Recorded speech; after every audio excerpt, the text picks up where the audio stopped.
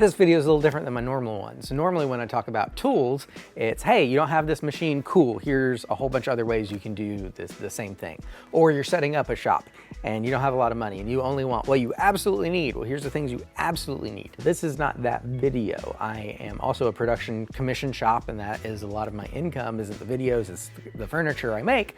So being able to crank out high quality furniture quickly by myself is how I'm able to make money. So I'm gonna talk about the tools that I feel make me the most money, that aren't just the, well, you have to have that. Because obviously some of these tools, if we want to talk about most profitable, it's like, well, maybe the table saw, because I mean, anything I do on the table saw would be a lot longer, but it's like, that's not the idea here. I want to talk kind of premium items that are worth the upgrade, and not just because I have it, but because I have this somewhat unusual thing.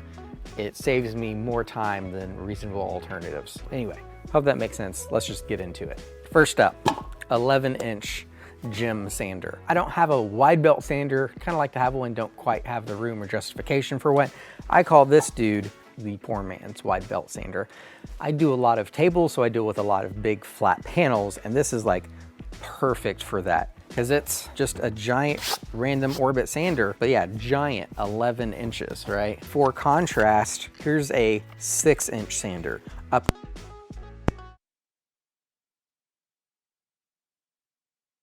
So after I come out of the planer, or I've done an epoxy pour or anything, and I need to, you know, do that initial sanding, flattening, where maybe I have some ridges or some glue up unevenness, etc., that would takes a long time. I use this dude up to about 150 grit, then I normally only run 1 or 2 grits through the random orbit. And because this covers so much more surface area, it's so much quicker. This dude, I want to say, is around $600, and the sandpaper is about $4 a sheet. But in the time savings, it definitely makes me money, because used to, whereas I might spend 2 to 3 days sanding something, that's like a day to go from everything's rough to ready for finish, depending on the project, obviously. And it's really easy to use and very manageable. It's balanced well, weighs like 26 pounds, so there's no pushing on it. You just guide this thing. I normally just use it one-handed. If you've seen the videos where I use it, it just floats, and because it's so wide and heavy, it leaves a nice flat surface. Never had issues with like dishing out or creating unevenness. So yeah, the poor man's wide belt sander. Oh, dang it. Oh, there you go. Knocked my battery out. Okay. I know everyone's waiting to hear it, so I'm just gonna get it out of the way. The Domino. I don't have the big one, I have the little one, the 500. This thing is a huge, huge time saver. I'm pretty good with panel glue ups. I don't use this for every panel glue up I do, but where I do use it is I like to size my panels, so after I glue them up, I can run them through my planer, but I often have projects that are larger than my planer. So I'll make my first run of glue ups narrow enough that they go through the planer, and then I'll have 2 panels that are dimensioned that need to get glued together. That glue joint then becomes really critical. So when I'm doing those glue ups, a lot of times that is when I'll break out the Domino to do that. And it's faster than using cauls or other methods, or spending forever trying to clamp and dial it in. Just throw some dominoes in there and it makes sure both of those top surfaces are just dead nuts. And then the other obvious, just for doing joinery, pocket holes work well. They don't quite have the same amount of strength, and also one issue with pocket holes, it is faster because you don't have to deal with glue, you're just using mechanical fasteners though, is they tend to pull themselves out of alignment. So if you're being really finicky about alignment, you've got to clamp everything when you use pocket holes and pocket screws. Of course, you have to clamp it and glue for this, but it's a little stronger and everything comes out just a little bit crisper and neater with more alignment, especially because compared to the alternative methods on the Domino, we have these different width settings. I can make something tight to the Domino or have a little bit of slop. So if I'm not lining up both of those slots exactly perfectly, it's fine, everything still comes together great because I've got just enough slop to work with. So yeah, Domino. As just a hobbyist, it's a fun thing to have. As a pro shop, you need something that helps make joinery go quickly. And for me, it's this. The track saw, which I'm sure I'm gonna get some comments about how, well, that's stupid. You could just use a cheaper circular saw on a straight edge. Here's what I like about a track saw. The track is captive to the track saw. So if you're just using a straight edge with a circular saw, you have to make sure you keep pushing it against whatever fence or edge you're using, but there's nothing protecting you from drifting the other way. And I've done that. That's why I invested in a track saw, because all it takes is ruining one or two really expensive pieces of plywood or hardwood before the difference between a track saw and a circular saw is absolutely paid for itself. Also, I just love the simplicity of it and how quick like the track saw tracks. They got non-slip stuff. They have attachment points for clamps. So especially doing a lot of tables when I'm trying to line things up that are really long, I can go up to like 18 feet of track, which I've used all three of my tracks stuck together before, or just when I'm doing that final trim on the ends, being able to just throw a track down, measure it quickly, and get a perfectly straight edge. It's awesome. The other thing I like to use this for is tricky joinery. Sometimes I do a lot of big slab tables, and where I can't get each of those slabs perfectly nailed in straight and flat to get a good glue up. What I'll do is I'll just screw a cleat underneath both of them so that way they don't move, drop my track right on that seam and run my track saw down that seam. Both edges get cut exactly the same at the exact same time, and then they'll come together perfectly for a glue up. And I wouldn't want to try to do that with a circular saw and straight edge and stuff. I try to keep a pretty clean shop, especially as far as dust collection goes for my lung safety and quality, and the dust collection on track saws tends to be way better, totally different league than circular saws. So I almost never use a circular saw in a wood shop. Track saw does everything I'd use a circular saw for. Faster, more efficiently, more fun, safer, because the default is for the blade to be up, and with better dust collection. So I find it to be very much worth it and a moneymaker. Next up, a premium sander. So we talked about the gem, but the idea there is just speeding up your sanding process to minimize how much time you're having to spend with a random orbit. But eventually you are gonna have to go to your small pad sander. A premium sander like Surf Prep, Festool, Mirka. I used Mirka for a long time. Now I've transitioned to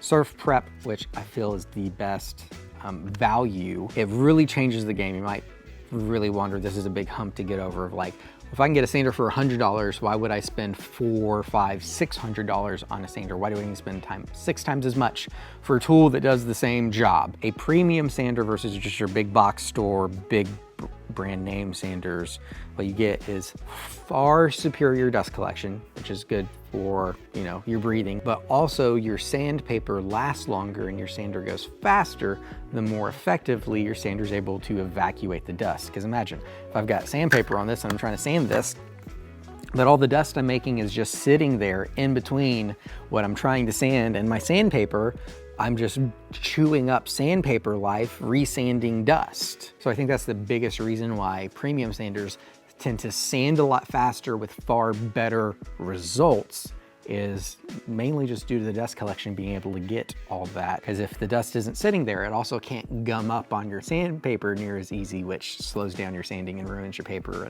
and puts swirlies, and which these also tend to just function better. So I feel like the quality of the job goes a lot better. You tend to have a lot less swirly marks, tends to be a lot more consistent, better balanced, and just the use, right? The more you're doing woodworking, the more you're gonna sand, because every project generally needs to be sanded, so you'll spend more time with a sander. Once you jump up to the premium, that I'm fighting my sander and it's shaking my arm off and is really loud and obnoxious and I hate this. I don't hate sanding after I got a premium sander, because I just put in my earbuds, listen to some music, put on an audiobook, whatever, and it's just a zen moment. The nice thing is, like, at 99% dust extraction and lower volumes, it's nice to have someone in the shop and be able to have a conversation and just be able to be like, yeah, this is getting all the dust. I mean, it is still ideal to wear a mask when you're using it, but just the experience and the quality of what it does. Premium sanders get the job done better, faster, more enjoyably. Definitely worth it. Of all the machines, the biggest moneymaker is probably, it's going into time savings and jobs I can do, a big planer. I've had the 12-inch jointer for a long time, and honestly, I could probably get away with an 8-inch jointer a lot easier than I ever could downsize on my planer. This is a 26-inch. Because also, as you know, with just a sled, I can do any jointing on the planer with a sled. So I could easily take care of, you know, those very few but occasional boards I run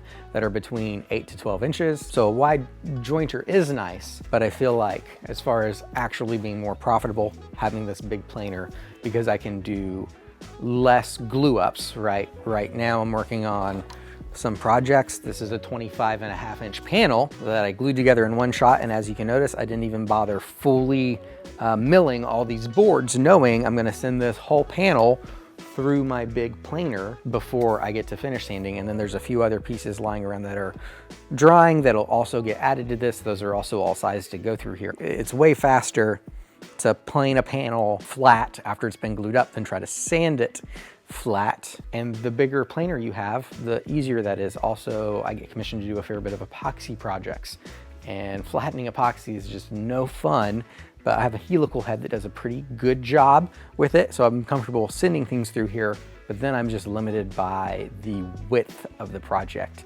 And with 26-inch planer, I can often send those projects through it, get it flat here instead of by hand, which can sometimes save days. So yeah, if you want a big planer, don't think that you have to go buy one new. You look for older machines that maybe need a little bit of work. Don't be afraid doing the work as you can. But yes, this is a very profitable tool for me in my shop. Last but not least, my Fuji Q5 Platinum spray setup. My turbine is still in my cabinet, didn't want to drag everything out, so this is just the gun, obviously. There are quite a few commercial grade finishes once you get into it and you're doing commercial grade work. You want to get into the 2-component finishes, and a lot of them are spray only.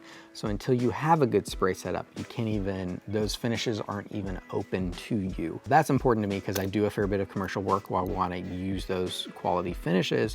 Also, I really suck at brushing finishes. I've tried and tried and tried, but I'm pretty much limited to spray finish or wipe on, wipe off stuff, which with some of the new oil wax blends that are becoming real popular, like Rubio Monocoat, and then I can't think of the name, there's another really popular one. I haven't dabbled with those yet, but I like the quality I can get off of a spray finish. It's not hard to learn how to spray, and it goes really quick. You can do it for pre-finishing components before you assemble, or after you assemble. I feel like spraying after you assemble is far faster than any type of brushing or wiping finish post-assembly, because any weird areas to get into, I can just make sure I dial in my fan pattern and get the right angle, and so I'm not worried about chasing inside corners and then wiping runs or doing anything crazy. And then seldom do I ever have to level a finish after I spray it, because I just get my spray gun dialed in. So when I'm spraying nice level finishes that cure nice without